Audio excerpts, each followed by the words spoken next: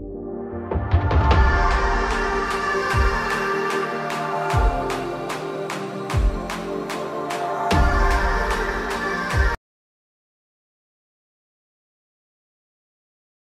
বন্ধুরা, নন্টুস কিচেনে তোমাদের আবার স্বাগত। আজকে আমি তোমাদের কাছে একটা চাল কুমড়ো রেসিপি নিয়ে এসেছি, যেটা হচ্ছে সর্ষে চাল কুমড়ো। আমি এটা সর্ষে দিয়ে বানাবো। দেখো, চাল কুমড়োগুলোকে আমি এরকম পাতলা পাতলা একটু সরু সরু করে কেটে নিয়েছি। এগুলোকে আমি একটু তেলে ভাজা করে নেব, আগে ভেজে নেব। কীভাবে ভাজছি দেখো। আমি এর মধ্যে একটু নুন আর একটু হলুদ গুঁড়ো মিশিয়ে, যেমন বেগুন ভাজা হয় আর কি, এটাকে ভালো করে মাখিয়ে নিয়ে এটাকে আমি ভাজতে দেব।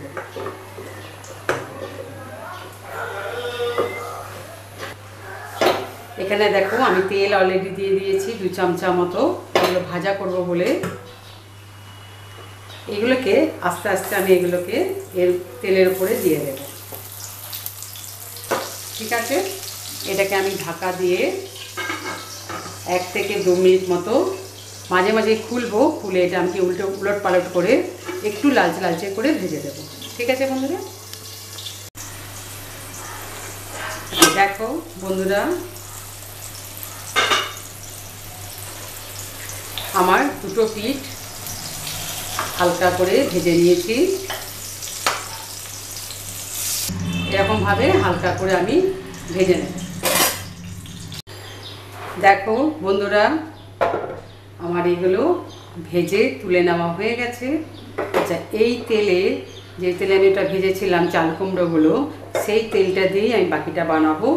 তো আমি এখানে প্রথমে কি করছি তোমরা দেখে নাও। তেলটা একটু গরম হতে বাকি আছে। তো আমি এখানে যেহেতু এটা সর্ষে দিয়ে করছি, সর্ষে চাল কুমড়ো, তো ভাবলাম যে একটু কারি পাতা দিলে এটার সাথে বেশ ভালোই মানে ম্যাচিংটা হবে। তো তার জন্য আমি একটু সর্ষে ফোড়ন এবং কারি পাতা দেবো, দিয়ে আমি এটা বানাবো। তো ফ্লেভারটাও খুব ভালো আসবে এবং সর্ষে দিয়ে খুব সুন্দর যাবে জিনিসটা। দেখো, আমি এখানে জাস্ট হাফ চামচা মতো অল্প একটু সর্ষে ফোড়ন দিচ্ছি, জাস্ট অল্প ফ্লেভারটার জন্য। আচ্ছা, শুকনো লঙ্কা একটা দিলাম, মানে হাফ আর কি। তার সাথে কারি পাতা 1 চামচা মতো কারি পাতা দিয়ে এর মধ্যে আমি পেঁয়াজ কুচো দিয়ে দেবো। একটা বড় সাইজের পেঁয়াজকে আমি খুব মিহি করে কুচিয়ে নিয়েছিলাম, সেটা এখানে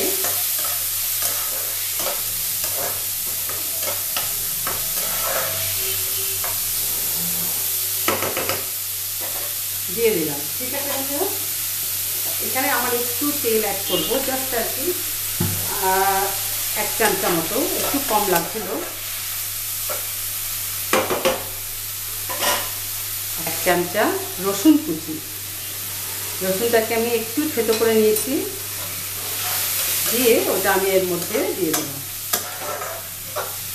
পেঁয়াজ, রসুন, কারি পাতা একটু ভাজা ভাজা হলে তারপরে আমি নেক্সট উপকরণগুলো দিতে থাকবো। ততক্ষণ পর্যন্ত আমরা একটু ওয়েট করে নিই। পেঁয়াজটা ভাজা হয়ে গেলে আমি আবার ফেরত আসছি। দেখো, আমার পেঁয়াজটা ভাজা ভাজা হয়ে গেছে। এর মধ্যে আমি দিয়ে দেবো 1 চামচা আদা বাটা।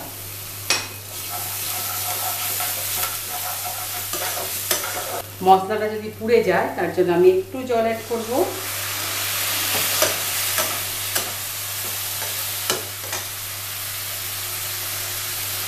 এর মধ্যে আমি দেব হলুদ গুঁড়ো, জাস্ট হাফ চামচা মতো,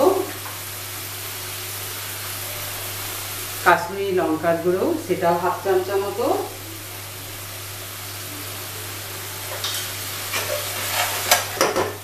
আমি এর মধ্যে দেব যেটা আসল উপকরণ, যেটা সর্ষে।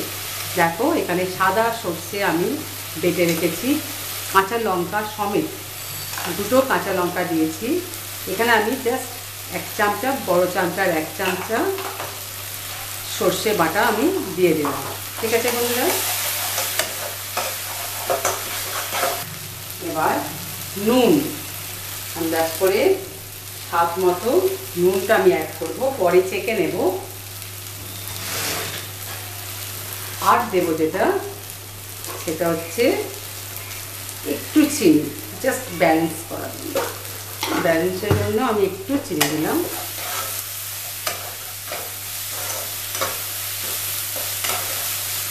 আমার এগুলো ভাজা ভাজা হয়ে গেছে। আমি এবার যেখানে দেখো সর্ষে যে ধোয়ার বাটিটা ধুয়ে যে জলটা, সেটা আমি এখানে অ্যাড করে দেব।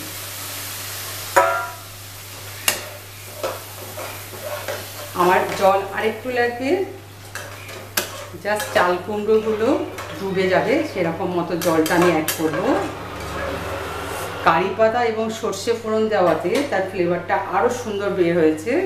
আচ্ছা, এইগুলো আমি এবার আস্তে আস্তে এর মধ্যে দিয়ে দেব। দিয়ে আঁচটাকে একটু সিমে করে দিয়ে এটাকে আমি একটু ঢাকা দিয়ে দিচ্ছি, জাস্ট চাল কুমড়োটা একটু সেদ্ধ হওয়ার জন্য। ঠিক আছে বন্ধুরা, তারপরে আমি ফেরত আসছি।